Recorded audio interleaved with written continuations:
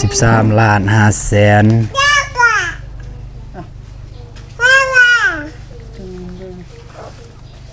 จะโอนได้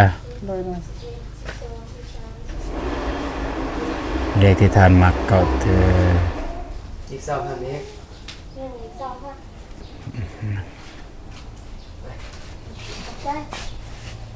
เห็นปะเห็นปะถ่ายบ่ ถ่ายก็ได้เรียบร้อย13,500,000น้องใส่กล่องมันปลาถ่ายเอาปะ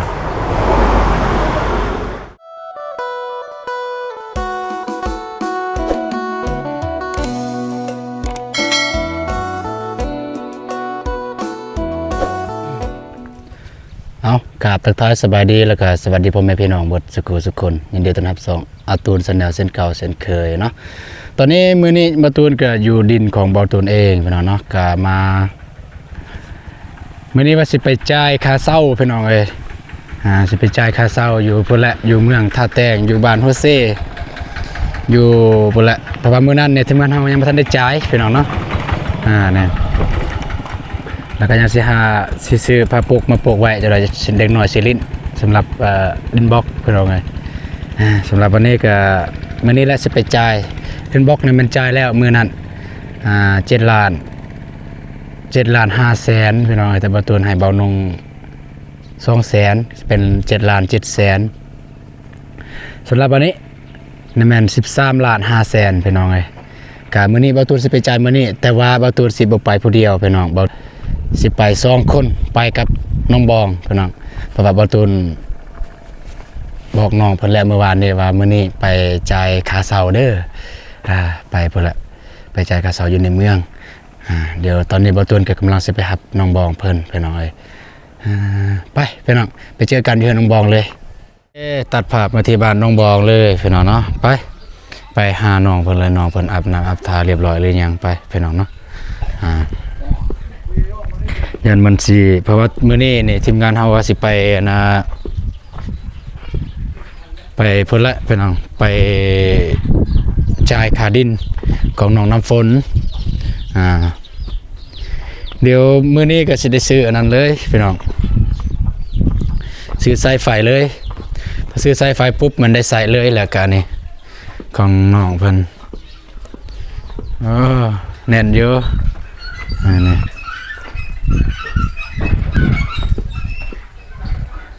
นี่สร้างเบาเจ็บเพิ่นได้เยอะให้มันสิจับหรือบ่ฮู้นี่วิธีจับทอ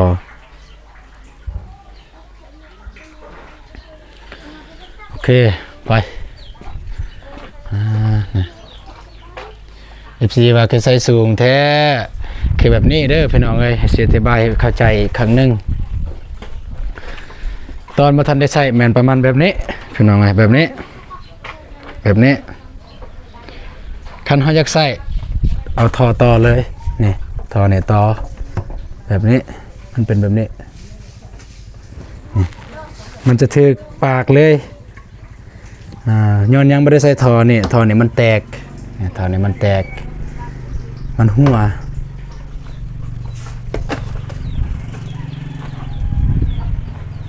สบายดีเด้อสบายดีเด้อ สบายดีเด้อสบายดีไปพร้อมแล้วป่ะไปตาแตงมาหน่อยเลยมือไฟอยู่เหือนป่ะมือไฟอยู่เหือนป่ะไปโทรมาบาดเจ็บเอาจับเบิ้งปากคอหนึ่งฮัลโหลด้วยอยู่เหือนน้องบองจังโมงจะออกไปออกไปใจออกไปทางว่ายป่ะนี่กำลังสิออกไปท่าแตงบ่ฮู้ว่าสิได้กลับมาประมาณจักโมงเดี๋ยวฮอดแล้วสิโทรใส่โอ้แสดงว่าบ่ทันออกท่าแตงแม่นสิออกไปจ่ายค่าเช่าเลยนะโอเคบัดออกมาแต่หันแล้วสิโทรใส่เด้ออันนี้อยู่หันเจ็บปากโอเคตอนนี้เฮาอยู่เฮือนที่หัก โอเคโอเคลงก่อนก็ดีคือกันถ้ามีเวียกเก็บแถวหันถ้ามีงานเก็บ มันมีอยู่ โอเคโอเคลงไปก่อนเลยก็ได้ เดี๋ยวจิน่าจะลงไป โอเค โอเคโอเค โอเคโอเคโอเค โอเค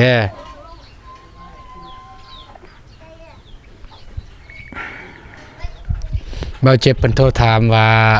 ให้ลงสิลงไปทงวายจากโมงว่าเมื่อวานนี้นัดกันสิลงไปบ้านทงวายไปจ่ายค่าไปสิไปจ่ายค่าดินแล้วก็ไปแลนใบเบอร์ของน้องน้ำฝนเพิ่นโอเคไปเวลาย้ายห้างไปจ่ายค่าเสาอยู่พุ่นแหละทัดแตงพี่น้องเอ้ยมีหยังที่น่าสนใจก็สิอัปเดตไปให้เบิ่งน้องบองจับกล้องไป วันเสียบ่ได้อยู่เฮือนบ่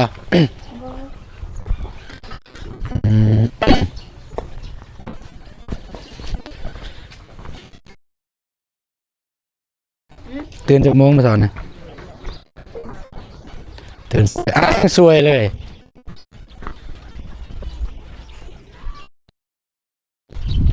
ไป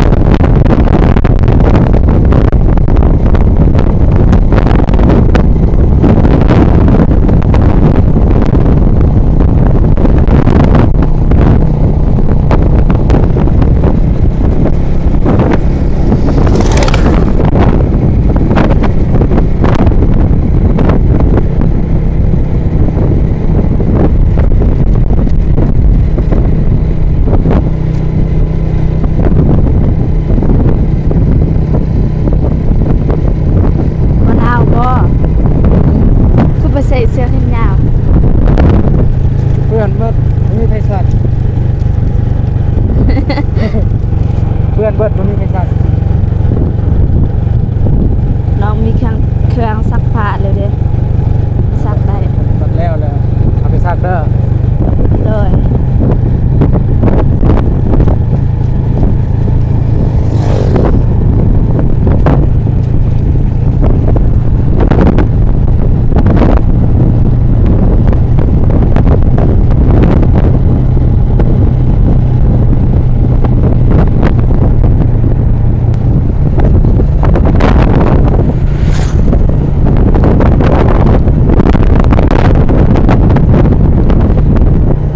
โ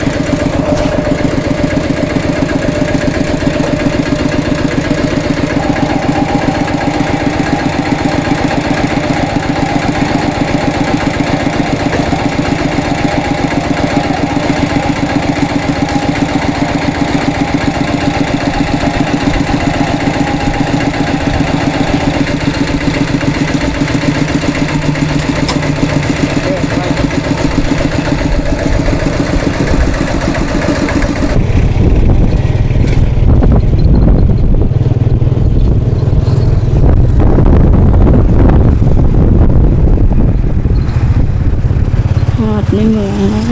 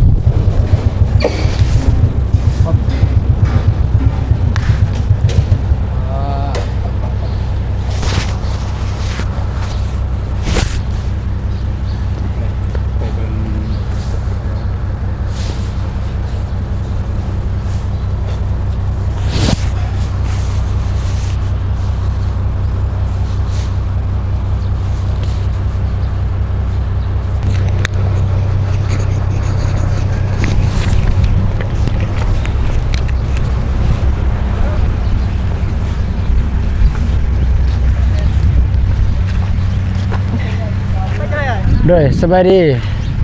เจ้าของนี่ไปใส่ละ คอยแล้วเจ้าของ แม่นบ่ว่าสิมาจ่ายอันน่ะเซาตัวไปส่งมื้อนั้นนั่น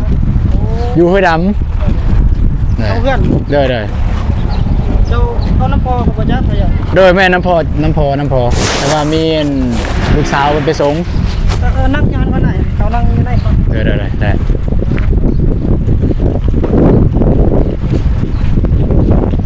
มา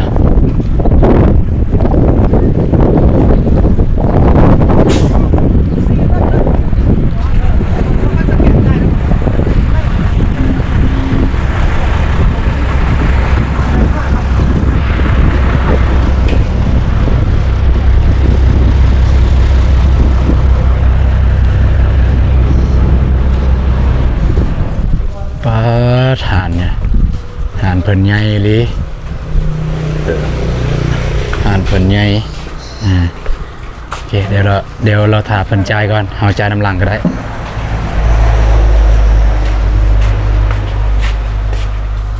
แล้วเอาขึ้นในคอยได้ติดจอเซาแล้วซื้อเท่าไหร่กันเลือกนั่งนะ เด้อครับใจ ไปใส่ว่าจะต้อง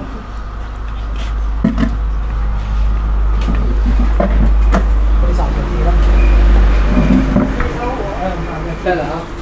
สิเด้อซื้อเท่าไหร่ อิหยัง 10,000ตัว หอนบ่เพิ่นไปนั่งเพิ่นก็ได้นั่งท่ากัน โอเคก็ได้ก็ได้ไล่ต่อไปที่ เอาพี่น้องตอนนี้ก็ฮอดบอนที่พวกเขาซื้อเศร้าแล้วพี่น้องเนาะเพิ่นกำลังลูกค้ากำลังมาจ่ายค่าเศร้าค่าหยังนี่แหละพี่น้องเนาะ เดี๋ยวเพิ่นจ่ายแล้วก็บ่ตูนสิจ่ายเติมบาทนี่ บัตรหนึงได้นี่ เด้อเอาตามสบายตามสบายก็จะได้ไก่บ่ ไกล ฮะไก่บ่ อืม ไก่บ่ ไกล ไก่ ไกล โอ้ยสำนีกับไก่เนาะได้บ่สำได้บ้านเฮาฮอดปักเซ่ อันนั้นไกลกว่า สิกินหยังนั่นกินน้ำเดิมบ่เพิ่นได้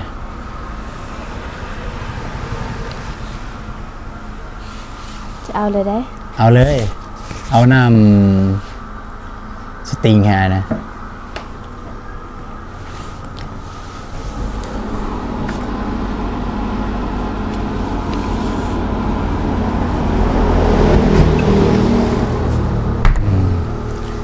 น้องกินข้าวกินน้ำแล้ว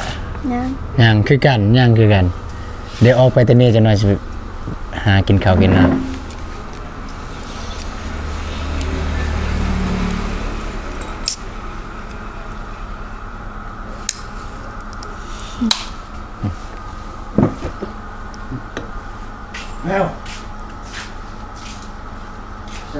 เพิ่นขายอยู่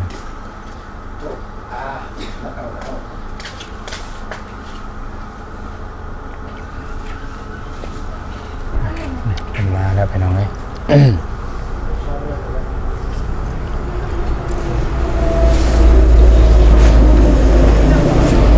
้ย ได้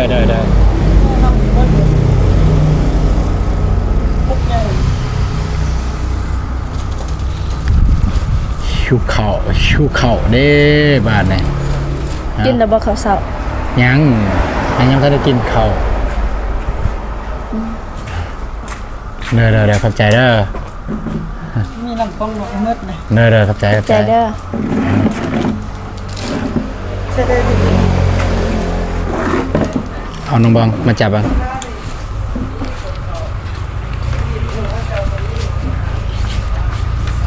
จับไปเบิ่งก็ได้ให้เห็นเบิดโอ้มื้อนั้นบ่แม่นจะเอาไปส่งเนาะเอื้อยน้องบ่ไปส่งมื้อนั้น ผู้ใด ผู้หญิง แม่น้อง แล้วก็มีพนักงาน2คนผู้ชายแล้วก็มีอายผู้หนึงขับรถ ใหญ่เนาะ ผู้ใหญ่แต่ว่าเขียนบินนี่เฮาเลยเด้อเขียนบินแล้วก็ไล่มันถึกเท่าไหร่แต่ว่ามื้อนั้นเพิ่นแจ้งอยู่ว่าราคาเท่านั้นเฮาสิจ่ายก็บ่มีบินนะเพิ่นบ่ได้เอาบินมาก็เลยบ่ได้จ่ายก็เลยว่าสิมาจ่ายอยู่นี่แต่ว่ามันโดนเติบแล้วเด้อ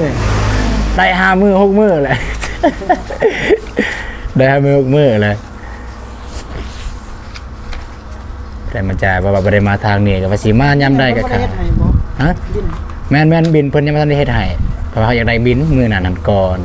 ก็บ่ทันได้จ่ายอะนะ วันนี้วันที่6เนาะ เดินมาดิ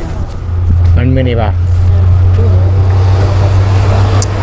มันสิเป็นวันที่ยังวันที่5วันที่5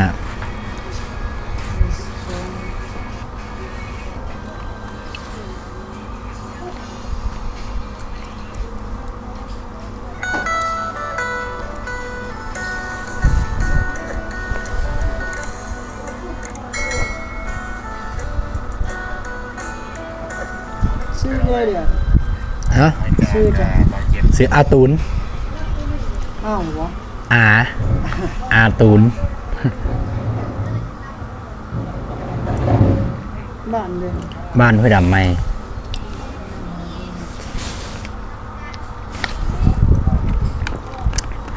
แม่ไส้ได้หรือเปล่า หึ แม่ไส้ แห่สายย่างเด้เดี๋ยวจะถ้ามีเงินเดี๋ยวสิสั่งเขียนเบอร์ใส่ได้เด้อเดี๋ยวสิโทรใส่ เลย กลับไปส่งคือกันแต่ว่า แม่นคอยชงไส้นั้นจะคอยละชงไส้บ้านเจ้า เออ แล้วอาหารเขาว่า แม่นบ่ ไล่รังเลย โอเคเดี๋ยวนะได้จะโทรใส่มีทมดินมีบ่ ดินบ่ แม่น เนี่ยครับ แม่นเอาดินสดเลย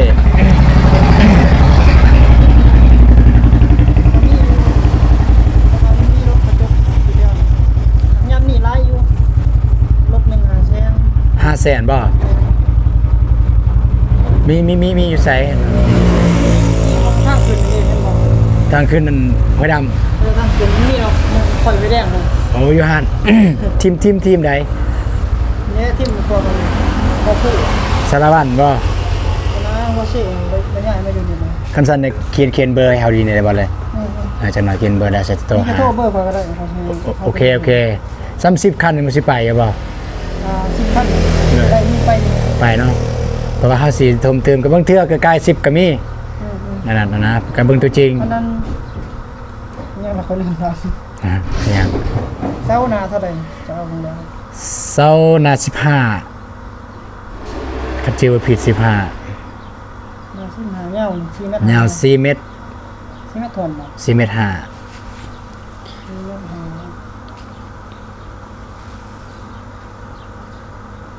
เราใครเจ้าต้นทอง เพิ่นขาย750,000 แค่นั้น เด้อ จักเรา 18เซา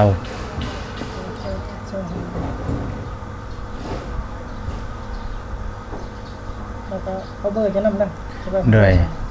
78046194 7804 เด้อ78046194เป็นเบอร์โทรเด้อแล้วก็ 61เนาะ เด้อเดี๋ยวสิเบิ่ง 0461แล้วก็หมดว่ะ 7เบิ่งนั่นน่ะสิอ่านขึ้น78046194 94เนาะ เด้อ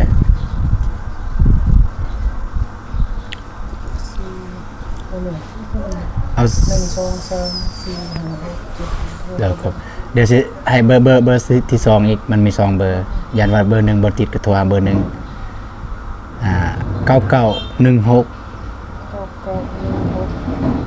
2480 ได้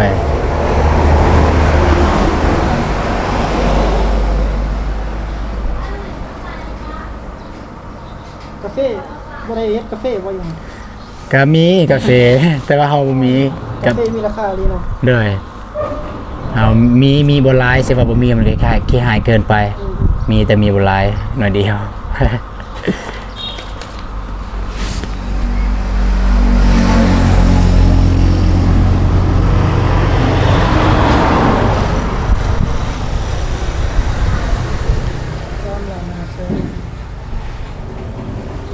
แล้วก็ยังอีกไหนก็ไป ด้วยหมดแล้วหมดตั้งแต่เช้าเดี๋ยวถ้ามื้อหน้าแถวถ้ามีหยังแล้วสิโทรใส่เด้อถ้าสิเอาหยังหั้นนะ เฮ็ดไส้อันค่อยเลยก็ได้ เด้อสมมุติว่าสิเอาปอกวิทย์จังซี่ก็ส่งบ่ ส่ง ได้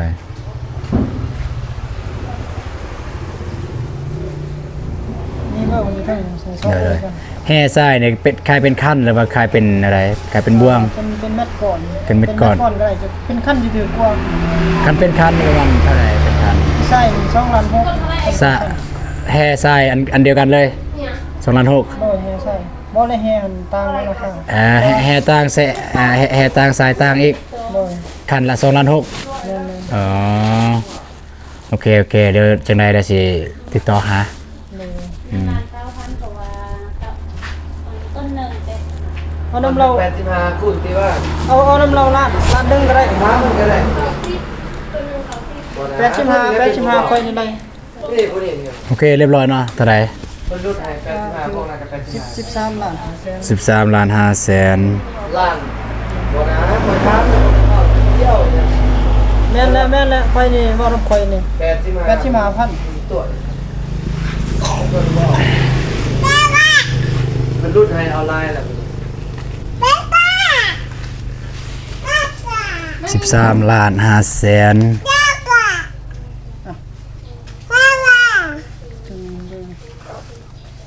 สิโอนเด้อ เลยมา เลขที่ทานมักก็เธอ อีก2,000นี้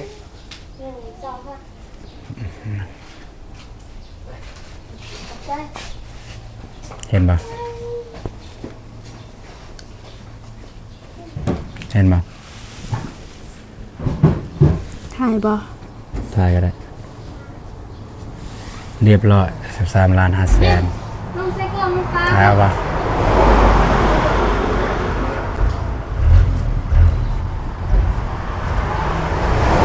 โอเค โอเค เรียบร้อยพี่น้องเอ้ยโอ เล็ก เค น้ำก็มีกันเจ้า ได้ ก่อนก็ได้ ได้ เมากันตามลังก็ได้ ได้ สามารถติดนี้ได้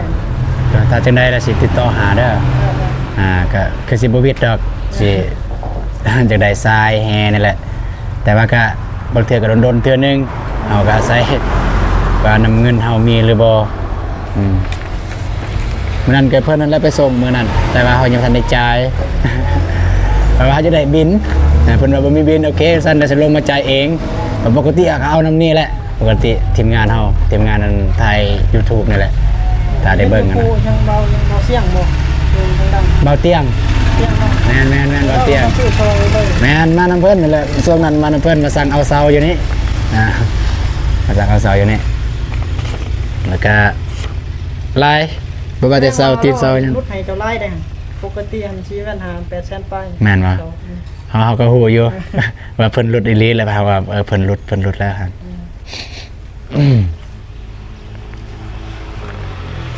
แต่ว่าโทรสร้างเนี่ยมันโตแต่ด้นแล้วพู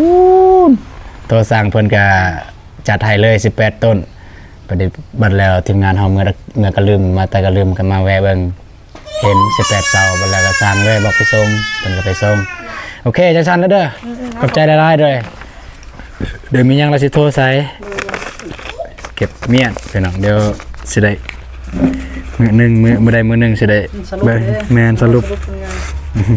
ว่ามันเลื่อนลังนึงตกเท่าไรนะ แมน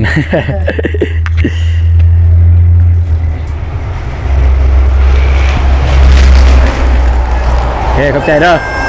มียังเราจะโทรหาเด้อไปขอบใจเด้อ ใช่ เด้อ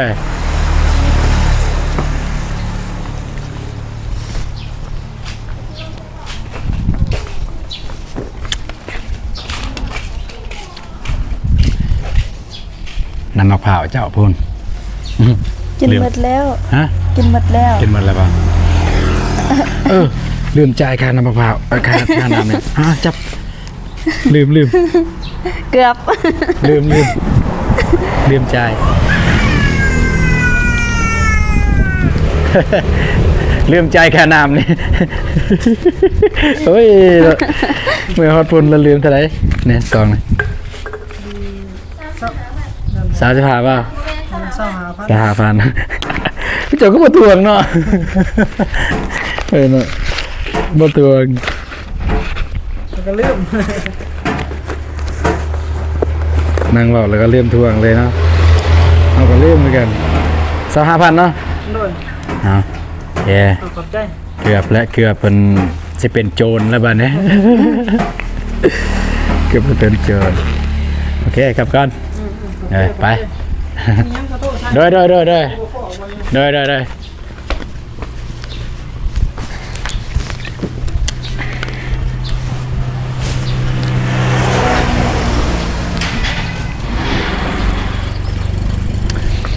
ิ่นขายหลากหลายอย่างพี่น้องบ่ว่าแต่ต้นเสาหลักหัวอันยังก็มีนี่เสือหลอกเสือล่าปอกวิทนี่กระเบื้องมีเบิดเพิ่นขายโอ้อยู่นี่ดอกแบบเพิ่นนี่เพิ่นเฮ็ดเสาอยู่นี่นี่แบบเพิ่นเนาะ แบบผลิตเนี่ยบ่ แม่นแบบที่เพิ่นผลิตเสานะอยู่นี่เพิ่นเฮ็ดแบบนี้แล้วก็จะออกมาแบบนั้นเลยนี่นี่แหละโอ้เพิ่นโรงงานมันก็ใหญ่เยอะ